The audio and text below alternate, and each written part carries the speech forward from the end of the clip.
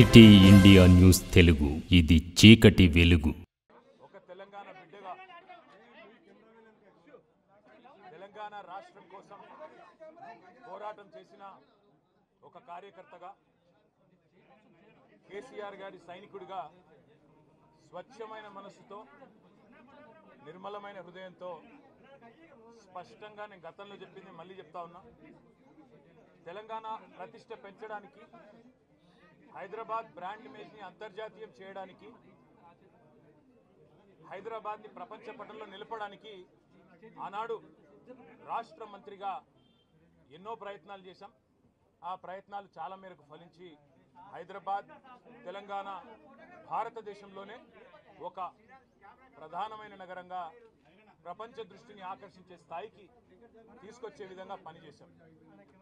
మేము 9.5-10 ఏళ్ల కాలంలో మా ప్రభుత్వం ఉన్నప్పుడు మా బావమరుదులకు 1137 కోట్ల కాంట్రాక్ట్లు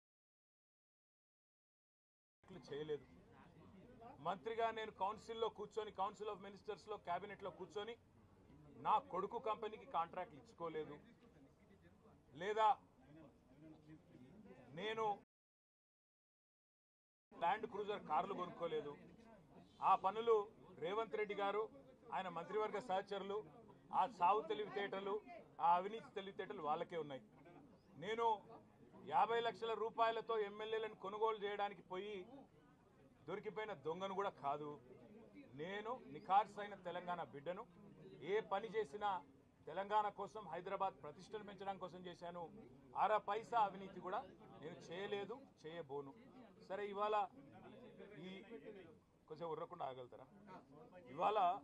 ఇవాళ కొంతమంది అర్థమయ్యి కాని వాళ్ళు, తెలిసి తెలియని వాళ్ళు ఏదో కొంత బురద జల్లి తాత్కాలికంగా మీడియా మేనేజ్మెంట్ ద్వారా రాజకీయ పబ్బం గడుపుకోవాలనుకునే కాంగ్రెస్ వాళ్ళకి నేను చెప్పేది ఒకటే, నిజం నిలకడ మీద తెలుస్తుంది.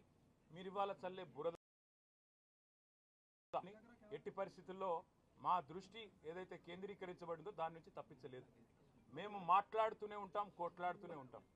గత సంవత్సర కాలంగా విద్యుత్ ఛార్జీలు పెంచవద్దని కొట్లాడింది టీఆర్ఎస్. లగచర్లలో నువ్వు రైతులను జైల్లో పెడితే అడ్డుకున్నది టీఆర్ఎస్. నువ్వు హైడ్రా పేరిట ఇండ్లు కూలగొడితే అడ్డుకున్నది టీఆర్ఎస్. 6 గ్యారంటీల అమలు నువ్వు చేయకపోతే నిలదీసింది అడుగడుగున కేసీఆర్ బృందం. తప్పకుండా మా దృష్టి మేము మళ్ళించాం. నువ్వేదో నా మీద కేసు పెట్టి నన్నేదో చేసి దానివల్ల మా పార్టీ క్యాడర్ను, మా నాయకత్వాన్ని నువ్వు దారి మళ్లింపు, దృష్టి మళ్లింపు దిశగా ప్రయత్నం చేస్తాను అనుకుంటున్నావు రేవంత్ రెడ్డి. అది నీ వల్ల కాదు. ముమ్మాటికి నువ్విచ్చిన 420 హామీలు ప్రశ్నిస్తూనే ఉంటాం. నువ్వు ఎన్ని కేసులు పెట్టినా, ఇది కాదు ఇంకో 100 పెట్టుకో, ఇంకో 1000 పెట్టుకో, ఎదుర్కొంటాం. న్యాయస్థానాల మీద, ఈ దేశంలోని చట్టాల మీద, భారత రాజ్యాంగం మీద మాకు సంపూర్ణమైన గౌరవం, సంపూర్ణమైన విశ్వాసం ఉంది. నువ్వు ఏ ప్రశ్నలన్నా అడుగు, సమాధానం మా కాడ ఉంది. ఎందుకంటే మేము నిజాయితీగా ఉన్నాం. నీలాగా లుచ్చ పనులు చేయలేదు, నీలాగా తుచ్చపు పనులు చేయలేదు, చేయబోము. నిఖార్సైన తెలంగాణ బిడ్డగా, కేసీఆర్ గారి రక్తం పంచుకొని పుట్టిన కేసీఆర్ కొడుకుగా చెప్తా ఉన్నా, తెలంగాణ కోసం అవసరమైతే చస్తాను తప్ప ఎట్టి పరిస్థితుల్లో ఇట్లాంటి లుచ్చగాళ్ళ ముందు మాత్రం తల వంచను. తప్పకుండా కొట్లాడుతూనే ఉంటా, పోరాడుతూనే ఉంటా. తెలంగాణ జయించేదాకా, ఈ కాంగ్రెస్ కబంధ హస్తాల్లోంచి తెలంగాణ బయటకు వచ్చేదాకా కొట్లాడుతూనే ఉంటాను, ప్రతిజ్ఞ చేస్తా ఉన్నా. Thank you.